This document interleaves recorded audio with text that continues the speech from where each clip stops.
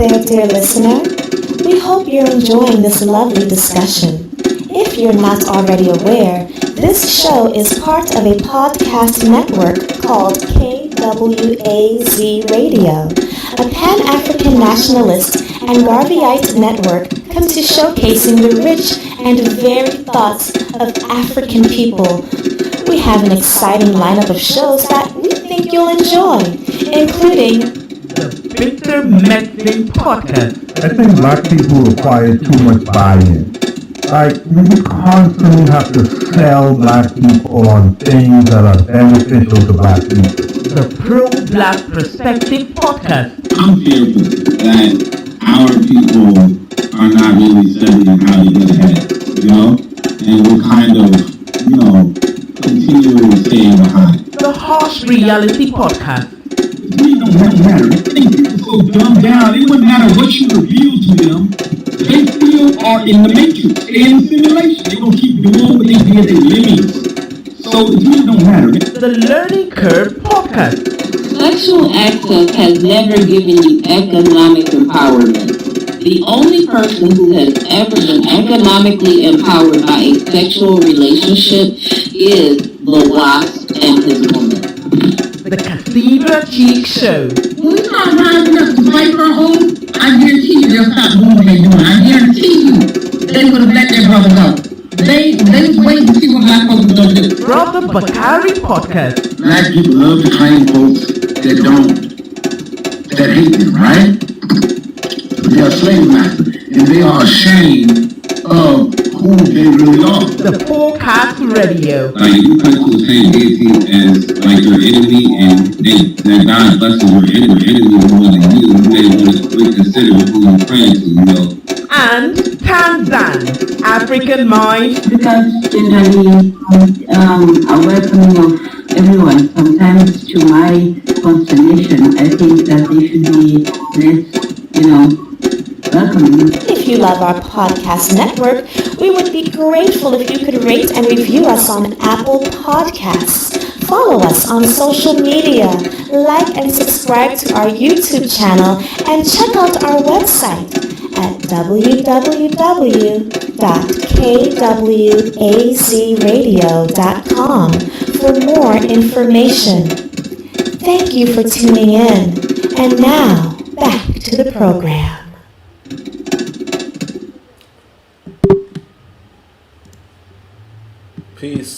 Peace, fam. Actually, I'm on the wrong screen, but peace. Uangalifu, Secure Your Life, Wealth, and Health has been out since the 26th. I think I have sold maybe 4 copies now, or 4 copies were processed. You can come to this website, get yourself a copy. But yeah, it's out.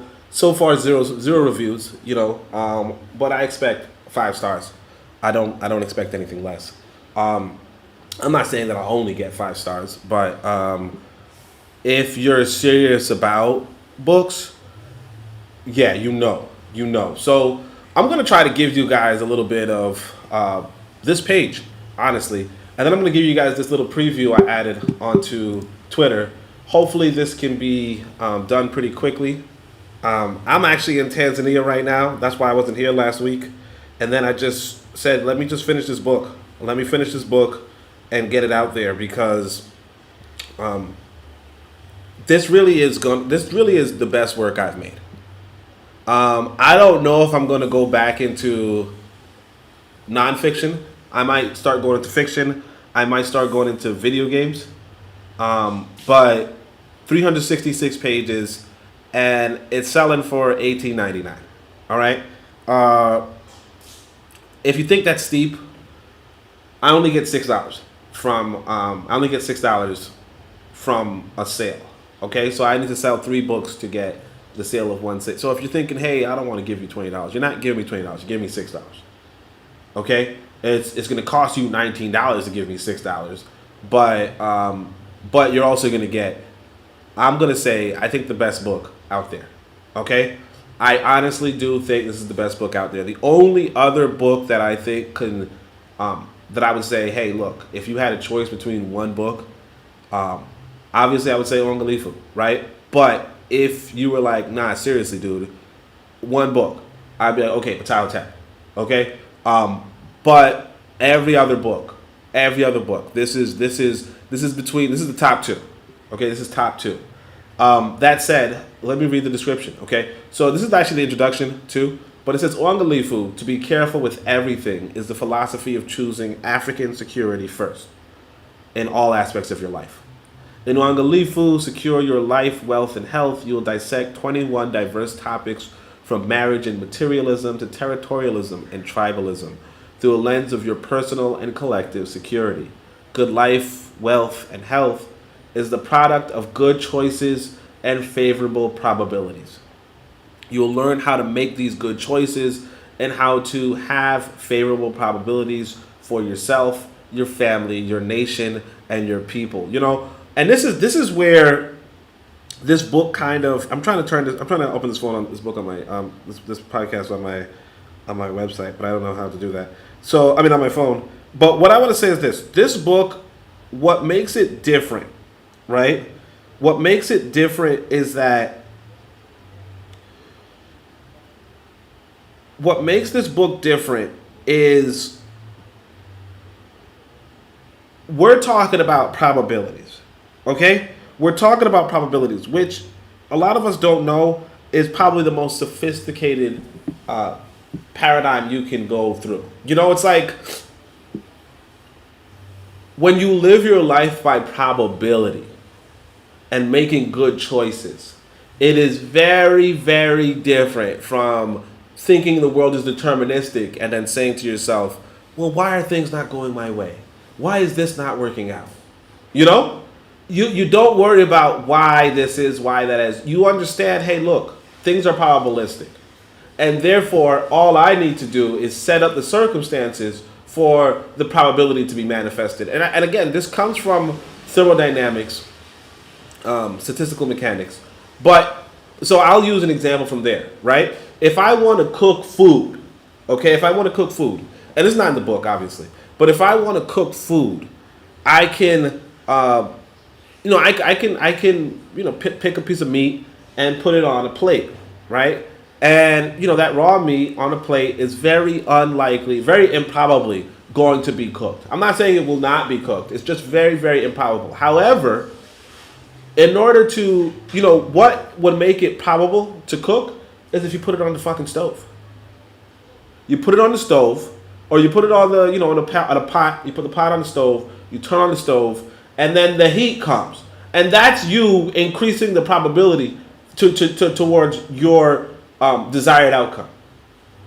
And that's how we're supposed to move through life. A lot of times people will say, hey, but you could get, like they say, hey, you say, hey, go get yourself a black woman. They say, yeah, but a black woman could, yeah. But what's the probability? A black woman could, I saw a black woman choke a man, in his sleep. Okay, but what's the probability? And what were the choices there to make her, choke you in your sleep? Like what was and it goes both ways, because I know some people will be like, well, what about the man? Well, what about, oh yeah, the man could choke you. Yeah, of course. What did you do to make that motherfucker that mad? And then of course you also say, hey, well, look, what is his history? We could navigate this world so much better if we just start looking at things from a probabilistic standpoint. Okay? And this book is not just about probability, but one thing you got to realize is that science really and truly is about probability. Okay? So I'm looking at the comments. Real Black Gentleman's here. Shout out to Real Black Gentleman. Real Black Gentleman says, hey, yo, Oni book cover looking tight. Yeah, I know. I'm mad that I had to ask the AI. But yeah, I was like, because I'm not an artist. And so they had me admit, that the AI art. But like, yeah, this thing's sick. I was like, damn, son, this thing is sick. I was like, yeah, I definitely want this kind of book in my thing. So this is the sample that's online. So you see, you get the book, whatever. This is the sample. Copyright material, Uangalifu, 2024, WP. Power, which is good too. But these are the chapters, okay? So I'm going to tell you, be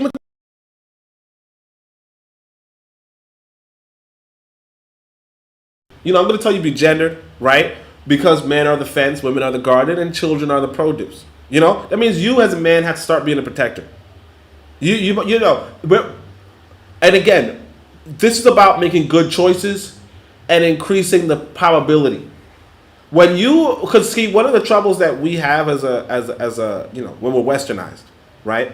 And I do notice the double colons, and I think that's just, I can't fix it. I wanted to fix it, I can't fix it. But anyway, men are the fence. Yeah, you don't want a situation where the man and the woman are the garden, or the man and the woman are the fence, or the man and the woman are behaving like the produce, right? You want a situation where the man is the fence and the woman is the garden. On another note, you got be racist. Be racist. As genetic extinction is preventable but probable. Okay? Now this chapter, of course, the bulk of it is actually in the preview, right? But this chapter is pretty interesting too. I want people to understand, like, this is where I actually put this on Twitter just 2 seconds ago, but this is where I distinguish between Francis Cress Welsing and me. It's not that I don't think that white people can, that black people can genetically annihilate white people, through miscegenation.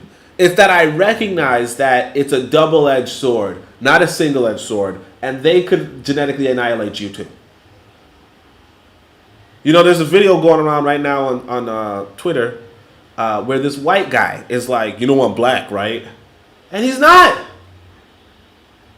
He's not. He looks like Tom Hanks or something, right? And he's like, I'm black.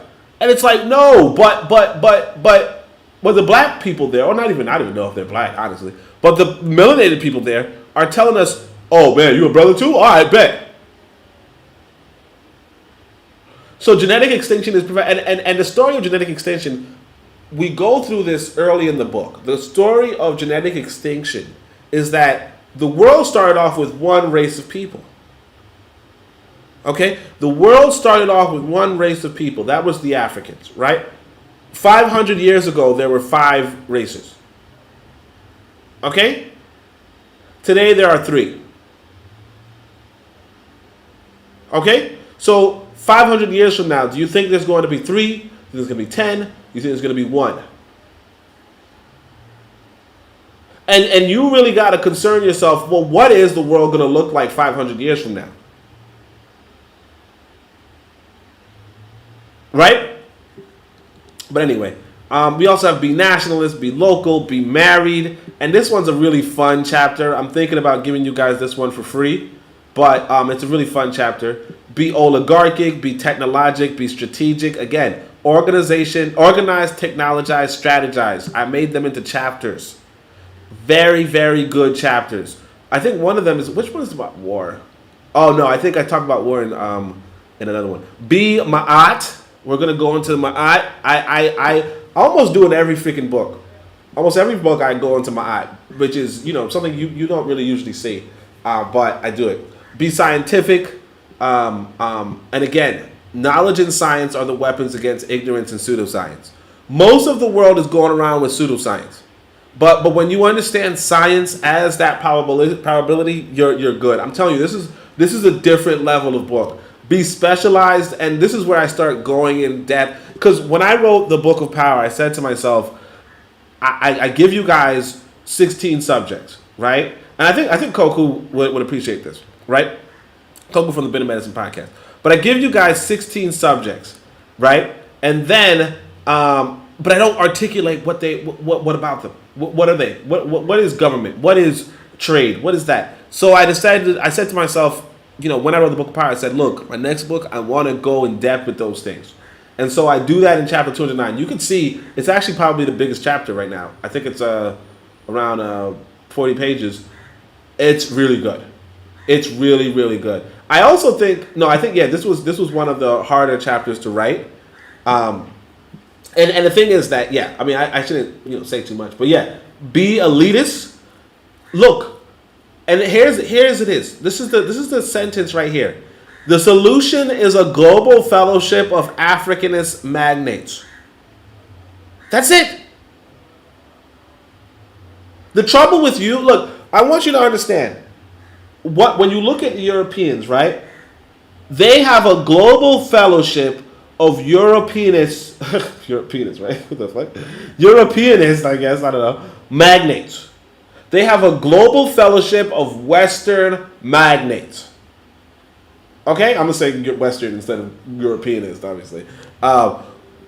Magnates, basically the bourgeoisie, if you will. Basically the people who own shit. Basically, long story short, the Europeans are the top level are in a global fellowship among themselves, among their ideology. When they put forward a black person that, you know, looks like you, he doesn't talk like you, he doesn't think like you, he thinks like them. And then he's a part of their fellowship. And that's the solution. You know, when we talk about China, because I know a lot of people don't respect China for whatever reason. But when we talk about China, we realize these people have a political party. Okay, their political party, the CCP, Communist Political Party, is, I can't remember, I think it's like 40 million people. Like the population of African Americans is the population of the Communist Chinese Party.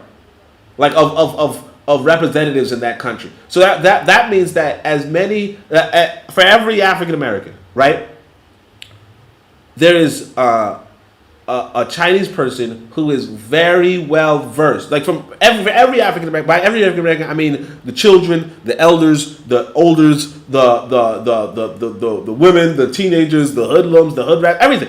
Every African American on the planet, there is a Chinese person who's an adult, who is well indoctrinated in the ideology of China, in the ideology of the advance of China. Now, I probably want to look up exactly how much, how big the population, the party numbers are for it. But Real Black Gentleman says, "Can I get the book, but not on Amazon currently?" Well, that's the thing. Right now, I'm editing this. EPUB. So it's like a different way to. It's like a PDF, but it's not. I'm just reading in HTML. I'm editing it right now, but I'm probably gonna sell it on Amazon again. Only reason why I really do the Amazon thing is because it's just easier, quote unquote, with my taxes, right? But it's just easier to get the money into your bank and then just go about your business. I was thinking about doing another website. There's like another website for selling PDFs. So I'm thinking about that as well. But what do you have in mind in terms of getting the book, but not on Amazon? Because one of the things about Amazon is that it allows you to print without having storage of the books. You know what I mean? Because essentially most publishers, I'll tell you guys this, because his brother told me this. Baruti, matter of fact, told me this, right? Or he wrote in his book. But essentially, if you want to get cheap prices, Book of Power on eBay. Oh, well, I think eBay is just selling it used, honestly. But it's cool. Thanks, man. But what I'm saying is this. The thing about books is this, that you have to have the book printed out to sell it, if you want to sell it personally, right? One, I'm not even in America to do that. Two, that means you have to store it and mail it yourself. So what Amazon does is that it basically says, hey, look, for a small fee, I'll publish it, store it, and sell it for you. You know what I mean? Like, for instance, I shout out to my friend in the UK. Matter of fact, two people from the UK. But shout out to my friend in the UK who purchased the book. And she got it in 2 days. Oh, she got it in 1 day. How did she get it in 1 day? Because they have a publisher in UK who, they have a printer in UK who could print it in UK and then sell it in UK. So, like that kind of capability, I just don't have. And so you just kind of do it that way. Reparations Nation's here. Shout out to Reparations Nation, Mr. Tekken himself. No, not Mr. Tekken. That was ICB3. But yeah, Reparations Nation. He also has Reparations Nation in his name. But yeah, shout out to Reparations Nation. So what I was saying was, yeah. So you say, I don't know if I could sell directly on eBay, but I can look into it. But I don't know. I feel like eBay is mostly used books. So I think somebody probably, I don't know, resold it or something. I don't know. Which is, I didn't know that. I didn't know that was a thing, but, it is, apparently. Or maybe you could order from, or maybe Amazon has a deal with eBay. I don't know. But anyway, what was I saying? So, the other thing I was saying was, so we're back in this book. So the solution is a thing. Then we got Be Studied, and I'm going to talk about 13 territories and 13 books. Okay, this is pretty interesting because I think that, if we make a new language, because we're probably not going to make a new language, okay? But if we made a new language, I would say let's borrow from 13 different territories. Okay, let's borrow the lexicon from 13 different territories, as well as Kiswahili. But Kiswahili is definitely, if you're not going to build a language, just learn yourself Kiswahili and get over it.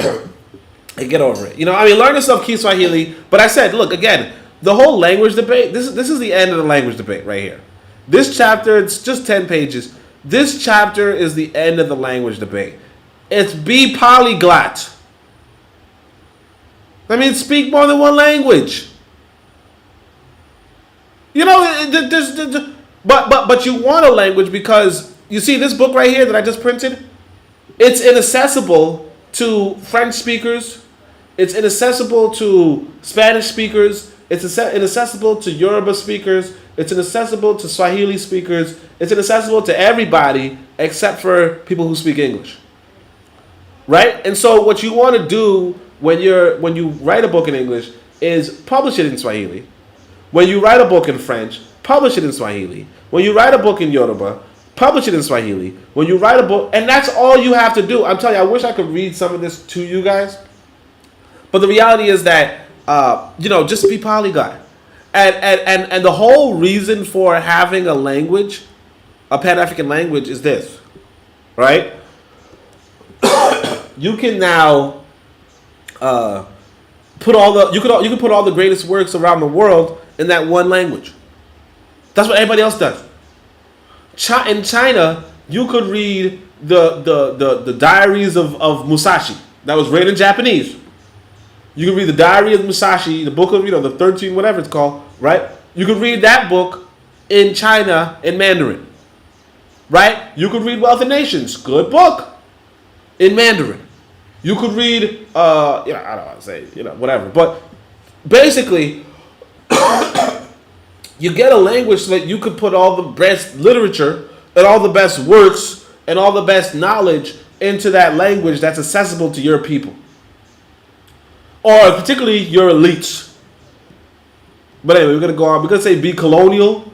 And this is actually a really interesting, fun concept. I want people to really, try to eat into this one. We're going to go to Be Charming, where we revisit something in the Pro-Black Compendium. Right? So this one, Be Elitist. I think that one revisits the Book of Power. This one revisits the Pro-Black Compendium. Right? And then Be Tribal. And we're just going to wrap up the book with this one. We're just going to wrap up the book. And that's really the gist of it. So what we're going to do now is I'm just going to read what this offers as a preview. So you can see, even my friend in UK, she was kind of critical of how my books were stylized last time. So I kind of stylized it a lot better this time. Really good looking font, you guys could tell. But here it goes. Choice 1, be materialist, right? And so he goes, look, and this is the sample. It's on the website. That's why I'm showing you guys, because you guys can see it if you're into this kind of stuff. But let me see the chat. Make sure anybody's here. All right, so here's what it says. It says, everything that can experiences two worlds, the world and their world. One world is real and of matter. The other world is imaginary and of mind. All that matters is matter. Therefore, the mind, the imagination, is best used for matter, reality. Okay? This is what is meant by materialism. Life is not imaginary. It is real. Wealth is not imaginary. It is real. Health is not imaginary. It is real. Choose to be materialist. Think nothing of nothing and go along with your imagination only when real material gains are possible and probable. That's what it is. So, again, the world is going to tell you, like, we are an imaginative species. I mean, it's possible every species on the planet is imaginative. I don't know.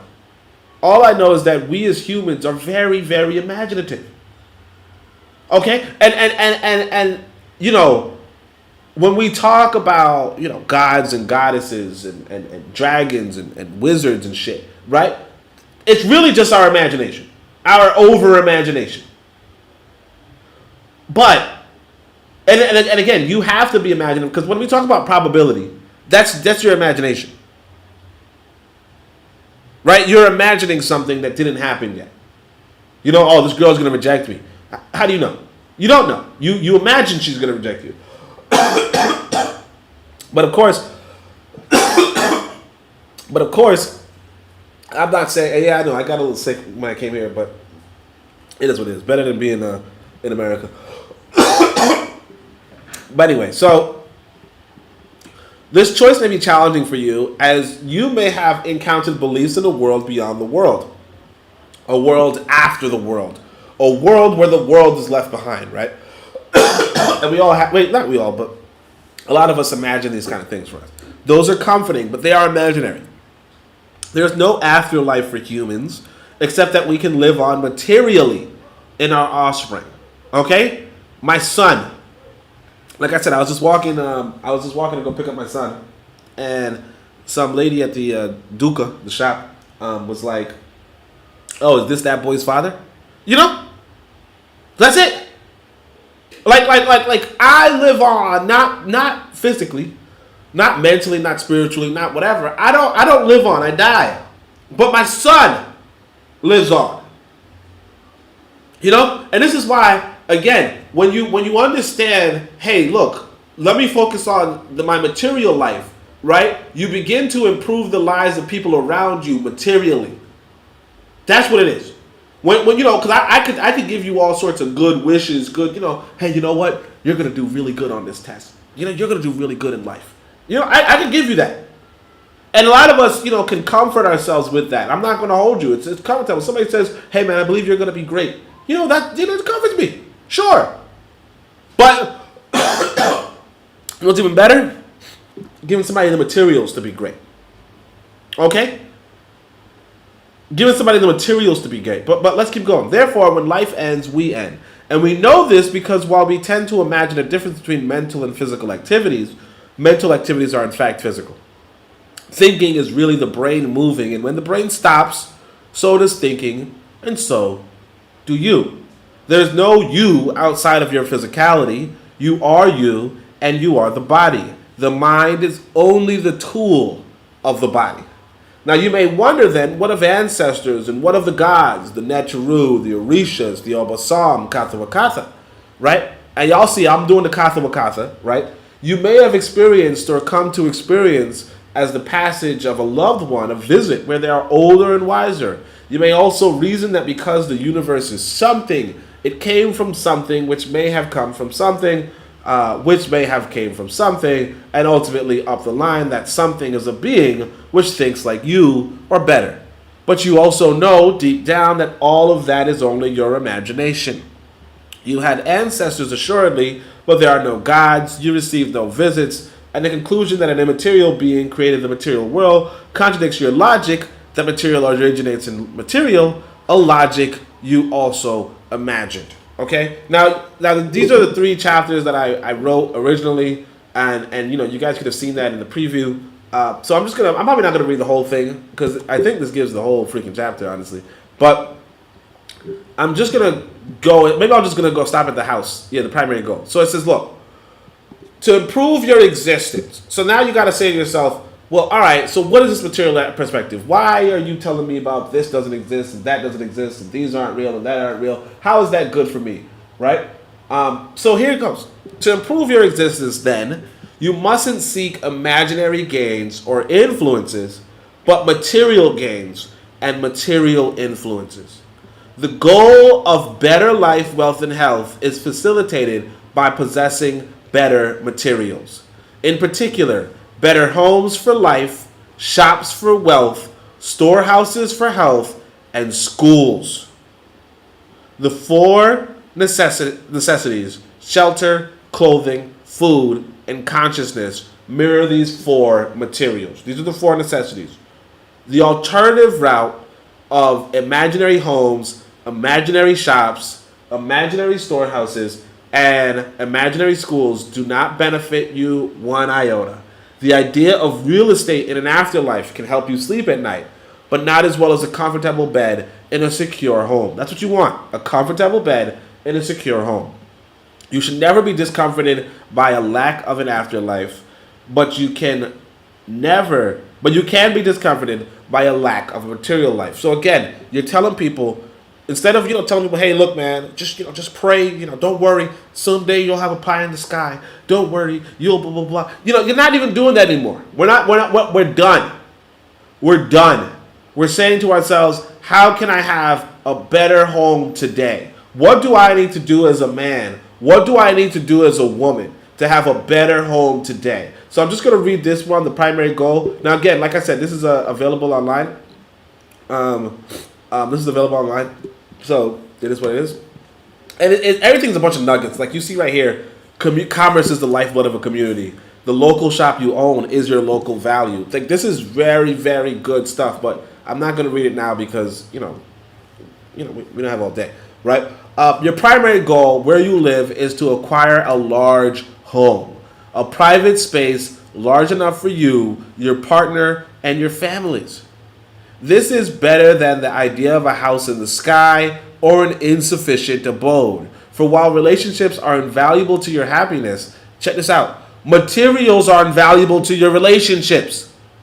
It is ideal to both have a family and treat them to a material abundance. Now again, a lot of people are not going to tell you this stuff. They're going to tell you, hey man, no, that's materialistic and, and blah, blah, blah. And look, again, I'm not saying be materialistic, right? Tyler Solomon's here, he says peace.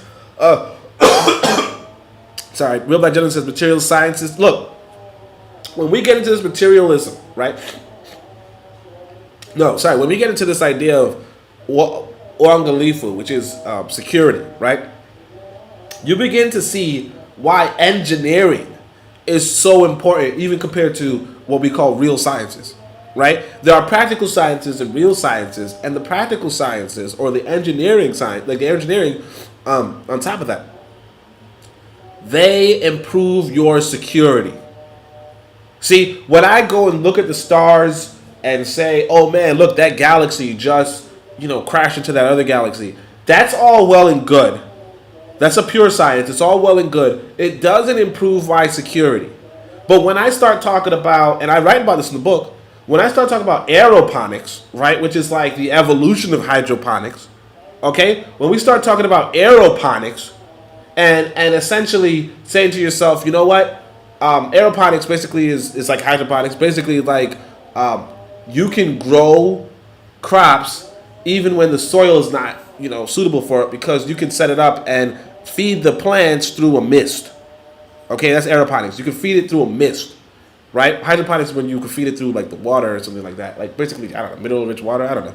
But when you start talking about that kind of science, you're talking about, oh, now I'm secure in my food. So we're gonna see what securitism is, or basically what Uangalifu is. But for now, like I said, this first chapter is really about materialism because I have to set the precedence of, you know what? We're going hardcore science. We're not pussyfooting. We're not dilly-dallying. We're not going for anything imaginary anymore. We're done with the imagination. We're done. We're done with imagination. We see imagination as a tool, but we don't let imagination get in the way of our material. You know what I mean? We let imagination get us towards material. You see what I'm saying? So anyway, it's better than a house in the sky or insufficient abode.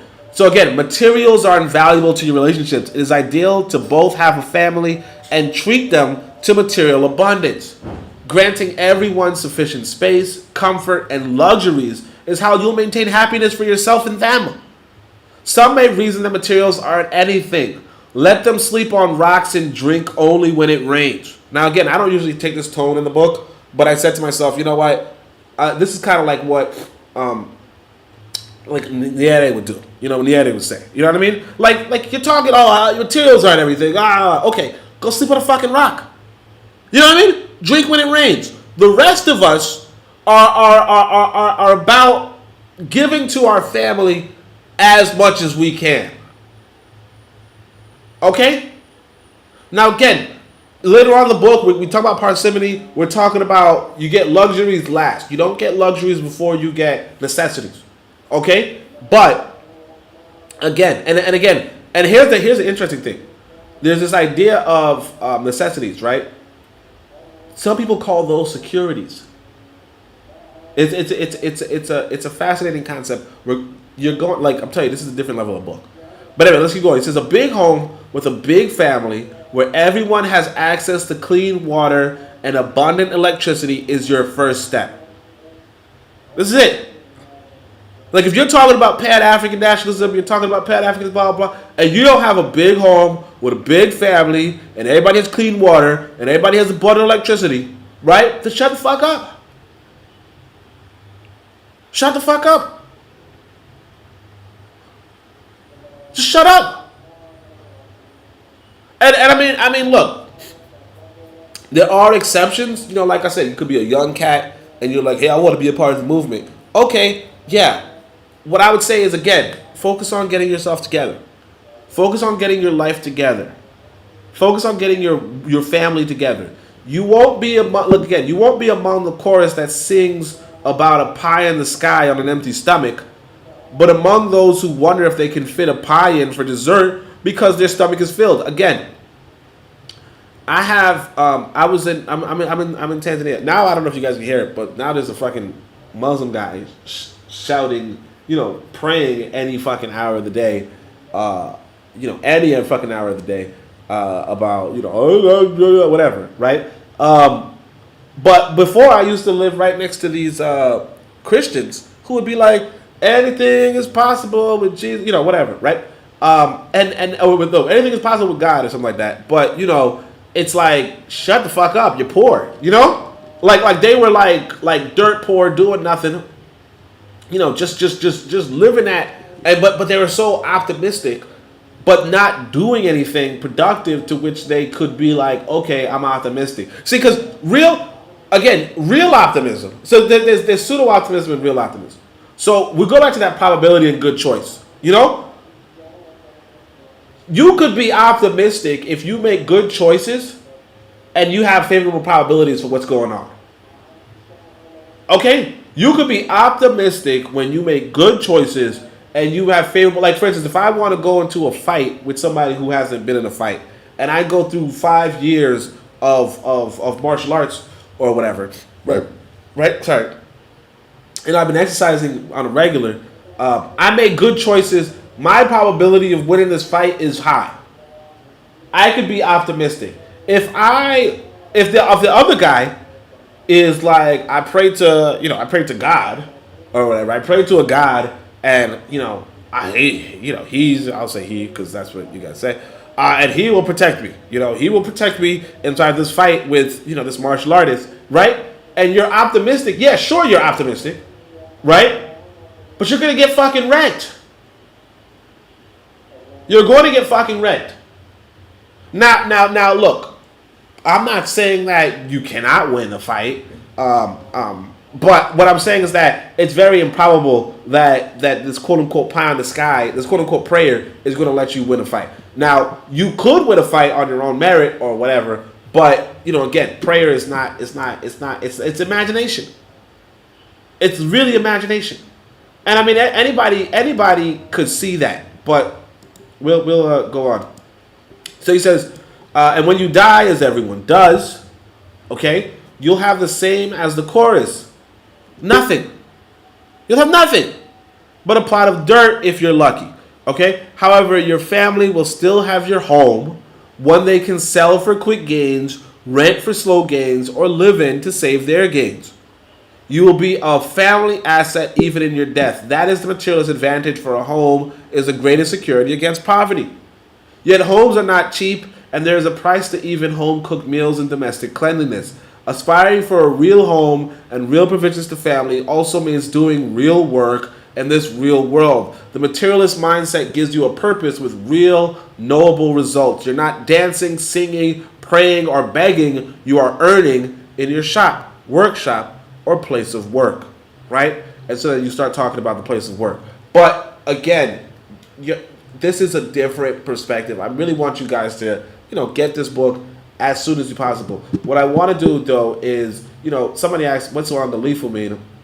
As a matter of fact, it's this brand new Sunyata. He asked it. So I said, look, I think I'll click it. So I said, guys, look, I got 4 sales. So you guys see in the month, 4 sales, $23. Okay, $23. So the brother says, Uangalifu. I'm like, yeah, it's the name of the book, to be careful of everything. He's like, to be careful of everything. I like that. I'm like, yeah, look.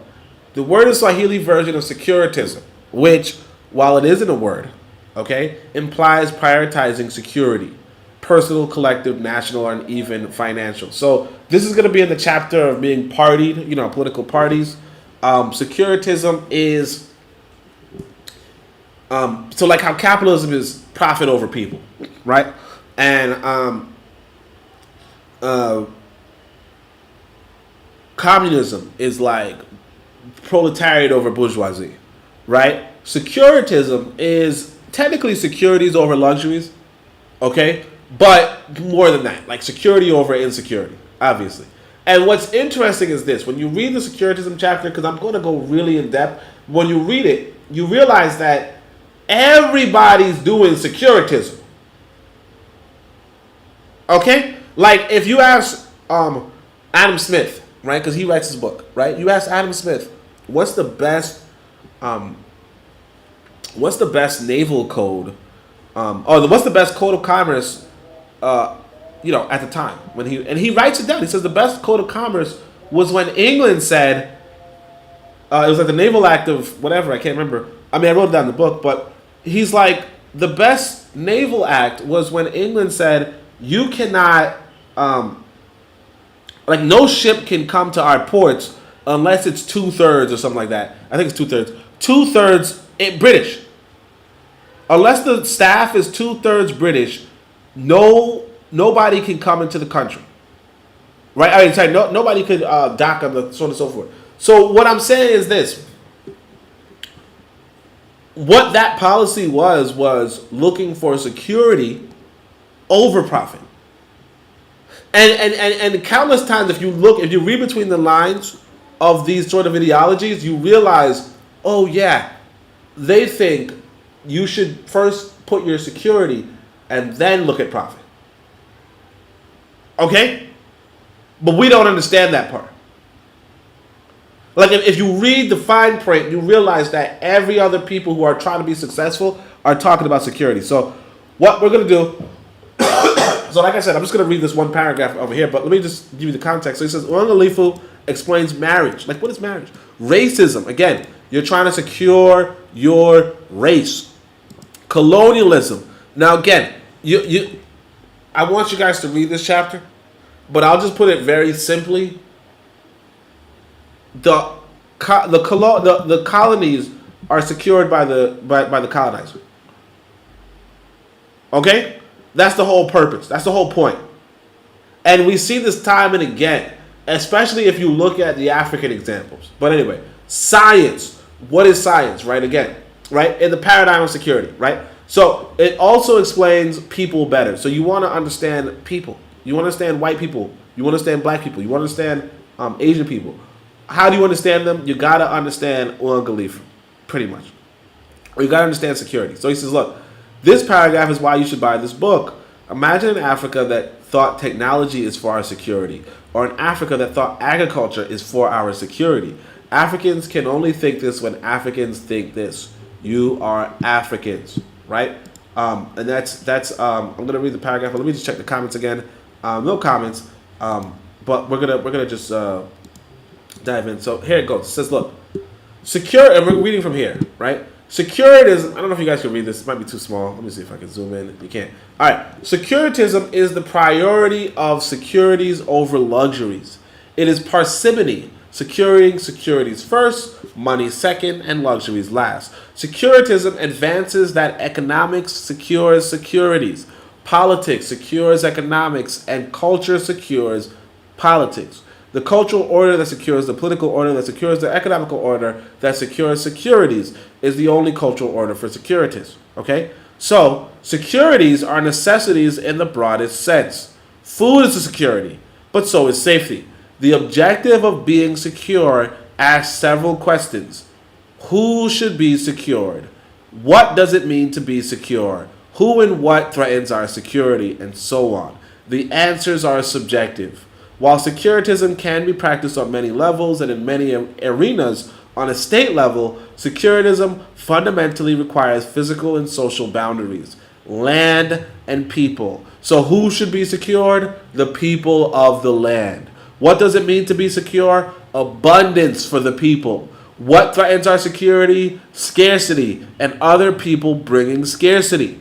Okay? It is more nuanced and can get much more nuanced, but the value of this ideology cannot be overstated. What is the aim of technology? Why do you have technology? For greater security. What is the aim of education? Why are you educating people? Why are you educating kids? What are you bringing to school for? Now again, I'm not saying we think this, but when you start looking at a securitist mindset, you realize you're educating people to secure their future so that they can engage in the security of the people, of the security of the race. You have to focus on that. So again, what is the aim of education? Greater security. What is the purpose behind agriculture? Why are you growing stuff? Now again, you might be growing stuff, you might be growing cash crops. And that's assuming that you can use that cash to get food, I guess.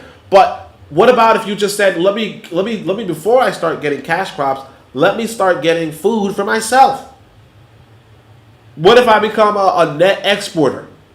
So what is the purpose behind agriculture? Greater security. Why engage in global trade, diplomacy, or capital punishment? Greater security. How security can improve is the calculus and paradigm that future statesmen need to engage. Now again, it's not for me to give you all the answers. It's for people in the future to think of the answers based off of their ideology, based off their understanding of, based off if it's popular enough to think, let's put our security first. Because you could easily say, what is more profitable? Right? What is more profitable? To turn all our land into tobacco crops or to turn all our land into peanut crops? Right? And I'm assuming you could eat peanuts, whatever. Right? Or banana crops or whatever, right? Turn all land to banana crops or turn all land to tobacco crops. More profitable to do tobacco. Possibly. But here's the thing. What happens when the market tips away from tobacco? Right? You're fucked. Because all your crops are to tobacco and you expected to get some money so that you could now import food at a cheaper rate, you're screwed over. Instead, what you do is you put enough of the crops to secure yourself, and then you can put the rest into whatever you wanted to export, right? But anyway, we're going to keep going. How security, but as a purpose, securitism unironically secures the future of a people. To assess and promote leaders in the framework of their understanding and implementation of security measures is the leg up we'll need to exist within the coming centuries. Securing our future is the work of securitists. And now, of course, this chapter is pretty big, pretty substantive. But what I want to say is that's it. I want people to grasp what this book is going to be for you. Okay? And I also wanted to just announce to you guys that, the book is out. So I'm guessing there's not going to be any comments, any more comments. So that's fine. And so I don't want to take up you guys too much of you guys' time. I appreciate you guys for coming through. Like the scroll bar says, check out the other podcasts and all that kind of jazz. But what I would advise for everybody who can, right? Order the book as soon as possible. Order the book as soon as possible and get more people to read it. Because, the more of us who start thinking openly, hey, how can I promote, our security? How can I promote African security? How can I promote collective security? How can I promote the security of my neighborhood? When we start thinking like that, it's a different transformation. Real Bad Gentleman, since he's still here, I appreciate you, Real Bad Gentleman. When we start thinking about security, we're going to that's where the world changes. That's where the world changes. And again, a lot of these chapters here are so very interesting, so well researched, well versed. I mean, I want you guys to enjoy this. Real Black Gentleman, I don't know if I could get it on eBay. What I don't want to, like, I remember back in the day when I didn't want to order a book on a certain website, I just had somebody else order it for me. You know what I mean? I just told them, hey, look, here's some money, order this book for me, give me the book. And that's it, you know? Matter of fact, I think I did that with his brothers in the UK. I didn't want to, like, I don't want to put my information on some random website. You know? Now, I'm not worried about Amazon doing that, but like, there's a lot of websites that are like that. So what I would say is this: get one of your relatives. You know, get one of your relatives. Tell them, hey, look, I want to order this book. It's not reading my card. You know what I mean? I'm not saying lie, but you know, you could just tell them the truth. Be like, hey, I want you to order the book for me, right? But you could also, you know, like I said, use your imagination and be like, yeah, it's not reading my book, right, for some reason, blah blah blah. Obviously, you can't leave a review after that, but that's fine. It's better than, you know, waiting for eBay, because it's probably not going to happen with eBay. I mean, I might make a PDF, I might make a whatever, Kindle, but I might not. Like, I don't know how to sell on eBay. So what I would say is just tell them, hey, look, order this book for me.